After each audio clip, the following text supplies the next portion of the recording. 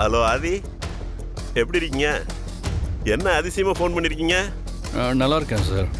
ஒரு சின்ன பிரச்சனை, உங்கள் ஹெல்ப் வேணும். நீங்கள் தப்பாக எடுத்துக்கூடாது. கமான் ஆதி, நீங்க இது மாதிரிலாம் கேட்டு எனக்கு ஃபோன் பண்ண மாட்டீங்களே. என்ன விஷயம்னு சொல்லுங்க.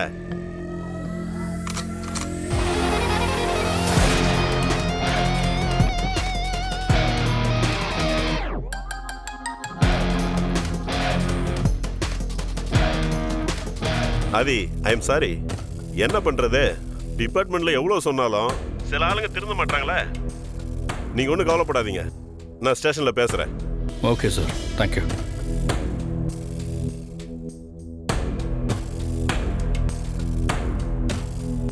யோ சந்தானா, இதால என்ன போகலையா? ஐயோ, எங்க இருந்தா வந்து நமக்கு வேலை சொல்றாங்க பாரியா.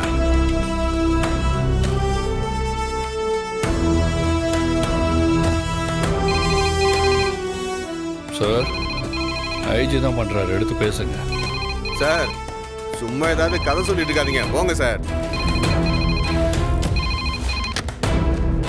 ஹலோ, நான் இன்ஸ்பெக்டர் பேசுறேன். யார் பேசுறது?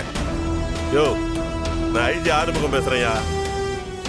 சார், நான் இன்ஸ்பெக்டர் சர்வேஸ் பேசுறேன் சார். அங்க ஸ்டேஷன்ல உட்காந்து வேலை பார்த்துக்கிட்டு இருக்கியா, இல்ல சுகமா உட்காந்து காலை குறைச்சிட்டு இருக்கியா?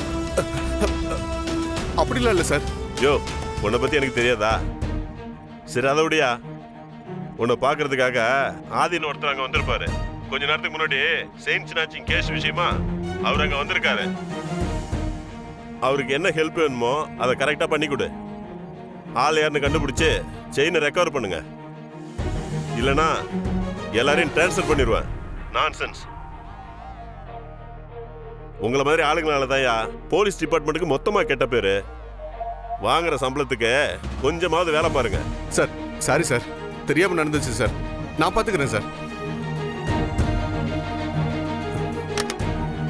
Sorry sir. உங்கள் சாரி எல்லாம் எனக்கு வேணாம் சார். அந்த ஏரியாவில் இருக்கிற சிசிடிவி ஃபுட்டேஜ் எல்லாம் நான் இப்போ பார்க்கணும். சார், பிரச்சனை என்னன்னா, திருட்டு நடந்த ஏரியாவில் ஒரு சிசிடிவி கேமரா கூட இல்லை சார். அதனால திருட்டிட்டு போனது யாருன்னு கண்டுபிடிக்கிறது இப்போதைக்கு ரொம்ப கஷ்டம் சார்.